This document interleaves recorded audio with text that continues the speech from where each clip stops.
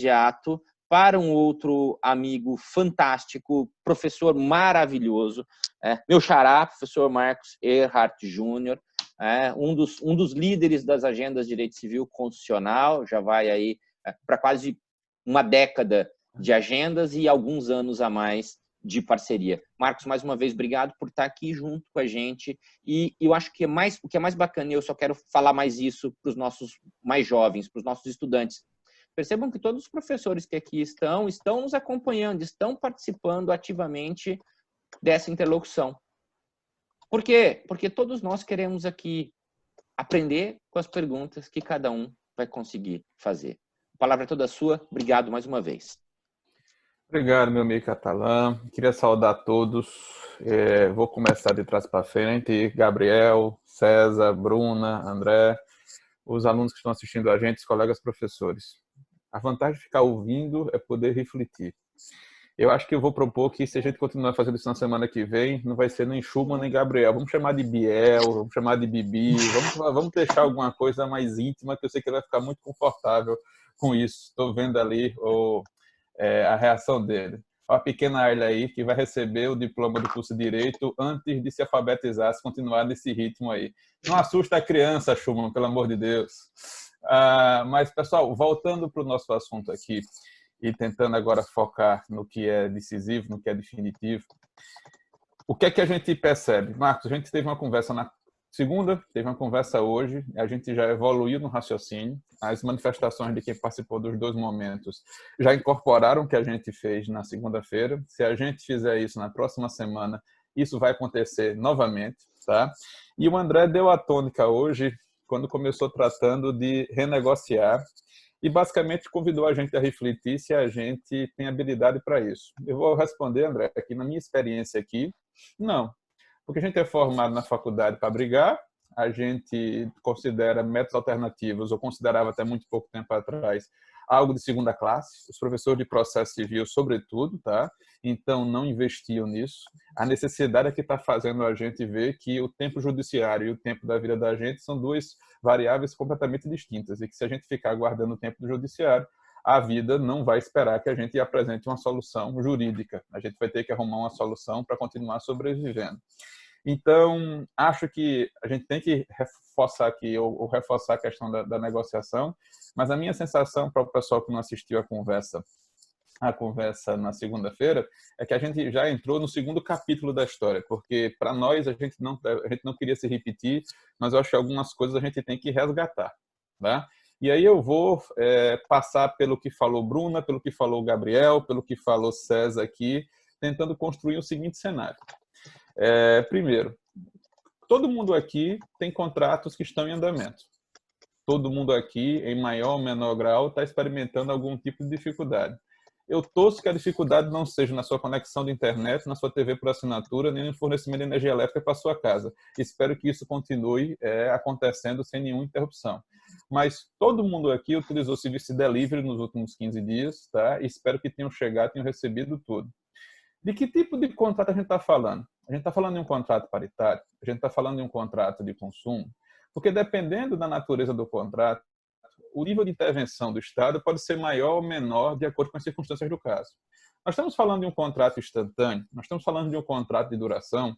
Para ser mais preciso, um contrato cativo de longa duração, um contrato relacional que vai acompanhar a vida toda da gente. Catalã está segurando a Ayla, eu tenho certeza que ela tem plano de saúde desde a época que estava na barriga da mãe, tá certo? E pretende continuar assim por muito tempo, tá? Então, de que tipo de contrato a gente está falando aqui? Porque eu acho que a discussão sobre o dever de renegociar, e aí retomando o que Bruna falou, a gente estuda muito pouco causa nos contratos, precisa partir de uma coisa que é primordial. A gente está numa relação obrigacional e eu estou em condições de exigir do outro alguma coisa, ou estou em condições de ser obrigado a fazer ou deixar de fazer alguma coisa. A pergunta é, o credor ainda se interessa pela prestação? A prestação ainda é possível para o devedor? A gente está tratando de quê? A gente está tratando de um inadimplemento de um negócio que eu não me interesso mais. A gente está tratando de mora e eu me interesso pelo cumprimento daquela prestação, mas já que a prestação não vai chegar no momento que a gente combinou, eu preciso agora ajustar a realidade e conversar com o outro para ver o que é que eu vou fazer. Então, dependendo da resposta dessas perguntas, imagina que chegou alguém no seu escritório, chegou algum parente, alguém fez uma live com você na família, no WhatsApp, e fez uma pergunta para você. Eu acho que a primeira discussão aqui é quais são os interesses do contrato. Schumer, eu posso voltar aqui para interesse positivo, para interesse negativo, se a gente quiser se aprofundar aqui a discussão, mas eu estou aqui misturando interesse e causa na linha do que Bruna colocou para a gente aqui. Por que você comprou? Para que você comprou? Por que você precisa? Até quando você precisa? Isso ainda é útil para você? Então, a gente primeiro precisa começar a responder as perguntas. Como as pessoas são diferentes, as respostas vão ser diferentes. Se as respostas são diferentes, os caminhos vão ser diferentes. E aqui eu queria colocar uma coisa para os estudantes. O César trouxe para a gente um panorama, onerosidade excessiva, teoria da imprevisão, base objetiva do negócio. Eu poderia colocar aqui exceção do contrato não cumprido, eu poderia colocar aqui uma dilação ou uma exceção de dilação moratória e podia continuar falando para vocês de ferramentas, de instrumentos. A ferro e a fogo, no nosso Código Civil, na parte da teoria geral dos contratos, a gente não tem um dispositivo que trate de revisão contratual de forma objetiva plena. A gente tem teorias e numa construção jurisprudencial e doutrinária, a gente aplica ferramentas que permitem chegar à revisão. Eu acho muito mais fácil enxergar a revisão no artigo que trata de lesão, quando se oferece à outra parte a redução do proveito para a manutenção do contrato, do que no próprio artigo 478. O pessoal que está vendo a gente, que está começando a dar os passos no contrato, lembrem do seguinte, esse texto que a gente está trabalhando é da década de 70. Na década de 70, o raciocínio é que quanto menos o juiz interferisse no contrato, melhor. Então, vejam que a solução do legislador, ou a solução é sempre de cessar o vínculo e não alterar o que foi combinado pelas partes. Eu acho que isso é importante a gente resgatar para quem está ouvindo a gente, levando em consideração o público que a gente tem aqui, tá? Então, o que é curioso é que a gente passou os últimos 30 anos lidando como revisão como algo excepcional. A gente trata de revisão na sala de aula, a gente trata de revisão no Código de Defesa do Consumidor, mas quando eu foco no Código Civil, é muito mais fácil você achar pedidos de resolução do contrato, leia-se, extinção do vínculo, do que pedidos de revisão propriamente dito. Saiu um livro pela editora Foco recentemente, coordenado pelo Carlos Conda e pela Aline Valverde, tem mais alguém na coordenação que eu estou esquecendo, e eles, no primeiro capítulo do livro, eles fizeram uma pesquisa no Rio de Janeiro, da quantidade de demandas, tá, revisionais que o Tribunal de Justiça do Rio de Janeiro analisou, e a quantidade de pedidos de resolução. E a gente vai ver que, mesmo na realidade, antes da pandemia, os pedidos de revisão são residuais, são literalmente excepcionais. Enquanto a gente tem vários doutrinadores reclamando da intervenção nos contratos, pedindo um Estado mais liberal, um Estado que deixa as pessoas agirem livremente, quando a gente vai para a realidade do judiciário, essa interferência nos contratos não me parece tão grande assim, no campo do Código Civil. A gente, na relação de consumo, tem exigências menores para poder conseguir a revisão, e você tem um volume de ações massificadas no juizado que fazem com que o magistrado, em qualquer cidade, em qualquer lugar, esteja fazendo isso rotineiramente. Falando agora um pouquinho do que o César disse, Marcos, eu acho que a gente tem que levar em consideração que, apesar de a gente viver realidades parecidas, cada país está num momento. Bruna resgatou o professor Torquato Castro. Para quem não sabe, o professor Torquato Castro era catedrático de Direito Civil na Universidade Federal de Recife, que é a Universidade de Olinda de Recife, a primeira universidade do Brasil, e é um dos responsáveis pelo texto do Código Civil atual. Só que no texto do Código Civil atual, o professor Torquato colaborou no livro de sucessões, uma parte de família e sucessões. A parte de contratos, vocês vão encontrar referências interessantes no Orlando Gomes. E é legal a gente revisitar esses clássicos no momento que a gente está agora, para entender qual era a percepção desses professores que ajudaram a redigir o código, para a gente poder compreender como é que a gente chegou no ponto que a gente está. Agora, tratando disso da maneira como foi colocado no debate e já passando para uma próxima discussão. Primeiro, mediação, arbitragem, renegociação, pressupõe uma coisa, pressupõe boa-fé, pressupõe que a pessoa queira colaborar, pressupõe que a pessoa esteja disposta a buscar uma solução para o problema.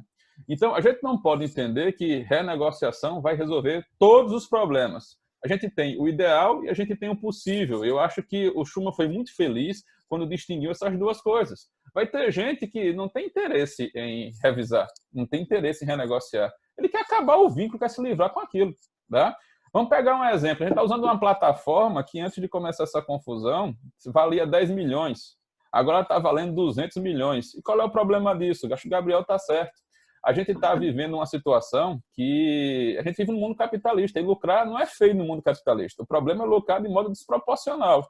E a gente tem uma regra de mercado de oferta e procura. E, nesse momento, a procura está muito grande, tá?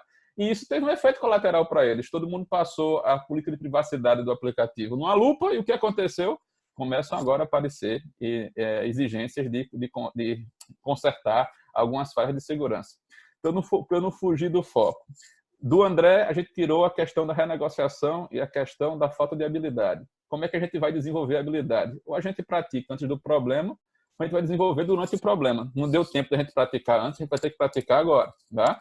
E a gente pode praticar isso sem esperar terminar essa pandemia. Existem várias ferramentas de resolução de conflitos online, Marcos, que eu acho que podem ser utilizadas nesse momento para isso. Uma sugestão para quem está em casa que comprou algo que está atrasado é usar a plataforma consumidor.gov.br e fazer uma reclamação lá. Em 10 dias você vai ter o retorno do fornecedor e você pode pelo WhatsApp. Eu contava ao Marcos mais cedo, antes de começar a nossa conversa aqui, que eu comprei uma cadeira antes do carnaval. A cadeira devia ter chegado 10 dias antes da pandemia. E quando eu liguei ontem para o dono da loja para reclamar, ele quis colocar a culpa no Covid. Então, como já falaram aqui hoje, virou coringa para qualquer situação. Isso é má fé, tá?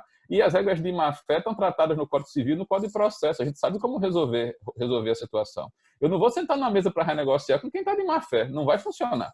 Não vai funcionar porque a gente não tem o pressuposto de realização daquela audiência. Nós, como advogados, como professores, temos que ver que situações são mediáveis, que situações são conciliáveis, que situações devem ir para a arbitragem, tá?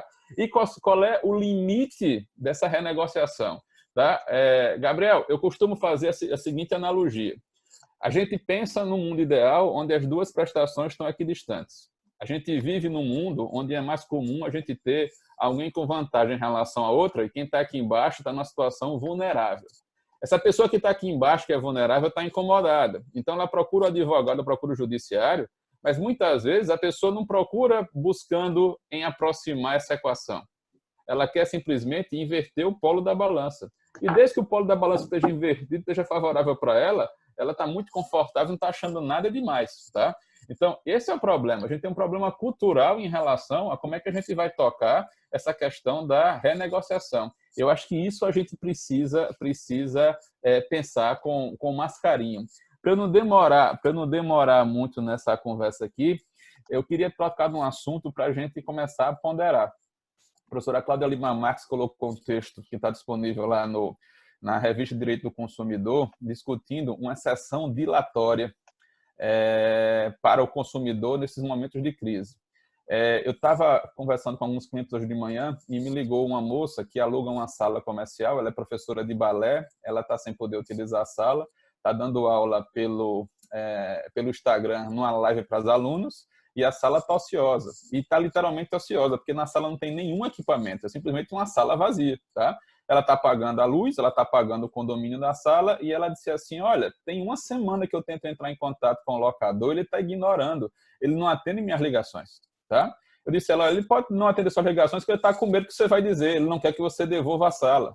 Mas você tem como tirar ele dessa situação, você pode notificá-lo, você pode constituí-lo em mora, a gente não precisa fazer isso. Se você quiser chegar num extremo, a gente pode ingressar com ação, mas a minha pergunta é, o que é que você quer desse contrato? Porque ela tem mais 3 anos de contrato pela frente. Sabe qual foi a minha surpresa? Ela disse assim, eu não sei. Eu não sei porque eu não sei quanto tempo vai demorar essa situação toda, eu não sei se no mês que vem eu posso voltar para essa sala. Então, a gente, para sentar numa mesa para negociar, a gente tem que separar posição de interesse. Isso é básico em mediação, tá? O que é que eu estou perseguindo naquela relação? Eu estou perseguindo a causa do contrato, essa causa ainda é possível de ser atingida, essa causa foi frustrada. Se ela foi frustrada, isso aconteceu por fato imputável às partes, isso aconteceu por uma externalidade, essa internalidade inviabilizou o contrato. A partir do momento que você separa a posição do interesse, analisa a possibilidade objetiva ou não de manutenção do negócio, o que eu posso ou não posso fazer, Schumann, se vai ser uma renegociação, se vai ser a primeira negociação do contrato que foi imposto inicialmente, vai ficar mais claro para a gente. Mas o que eu posso dizer a vocês é o seguinte: cada quadradinho desse é um contrato, cada quadradinho desse é uma realidade. Cada realidade dessa tem que ser analisada em concreto. A nossa dificuldade é que nós passamos os últimos 20 anos citando o exemplo da subida da inflação na época do Plano Real e da desvalorização do dólar. A gente não tem casos concretos para saber como é que a jurisprudência brasileira vai agir em torno disso. Então, a gente está andando em terreno pantanoso, que a gente está acostumado a olhar para trás, encontrar a resposta e repetir a resposta aqui para frente. E isso, no momento, a gente não tem. Agora, vou voltar para um texto do Tartucci que vem repetindo o que muita gente vem falando em lives. Bom senso, equilíbrio. Ouvir o outro e iniciar o diálogo, como o André muito bem colocou aqui na frente. Eu acho que se a gente começar por esse ponto, as ferramentas para enfrentar o problema, e não para dar a solução, mas para enfrentar o problema, ficam bem mais perceptíveis. Vou parar por aqui, Marcos. Obrigado pela oportunidade.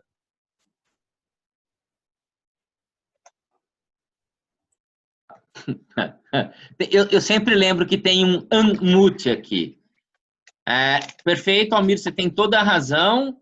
Como o professor Marcos, toda generalização é perigosa. Marcos, querido, muito obrigado. Mais uma vez, uma fala serena, segura e um putalastro teórico.